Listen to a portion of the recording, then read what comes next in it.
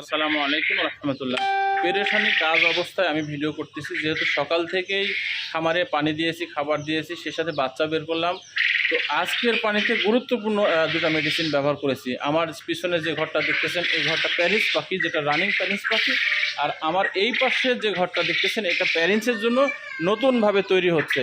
তো সব মিলায় সকালের মেডিসিনে যেটা ব্যবহার করেছি, পিএইচ ব্যবহার করেছি আর টক্সিন ব্যবহার করেছি।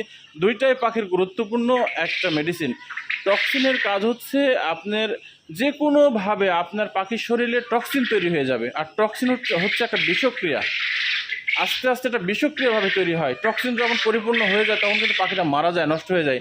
যার জন্য টক্সিনটা বিভিন্নভাবে তৈরি হতে পারে। সেই টক্সিনটা খাদ্যের মাধ্যমে, বাতাসে, বিভিন্নভাবে পাখির শরীরে টক্সিন তৈরি হয়ে যায়। আর টক্সিনটা তৈরি হওয়া মানে আপনাকে বুঝতে হবে পাখির শরীরে বিষ তৈরি হচ্ছে।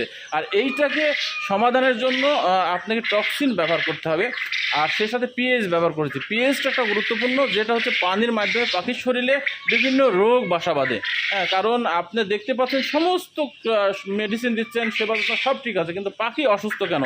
ভাবতে হবে পানির মধ্যে থেকে পাখির শরীরে বিভিন্ন রোগ ঢুকে যাচ্ছে। যার জন্য পানিকে শুদ্ধ করুন আগে, তারপরে ওই পানি সেবন করেন। অর্থাৎ পানিকে শুদ্ধ করার জন্য যেটা মেডিসিন, সেটা হচ্ছে পিএইচ, অর্থাৎ টক্সিন পিএইচ। তাহলে ভাবেন যে কত গুরুত্বপূর্ণ দুটো মেডিসিন। আজকে দুটো মেডিসিনে আমার পাখিকে সকালে দিলাম। আসসালামু আলাইকুম।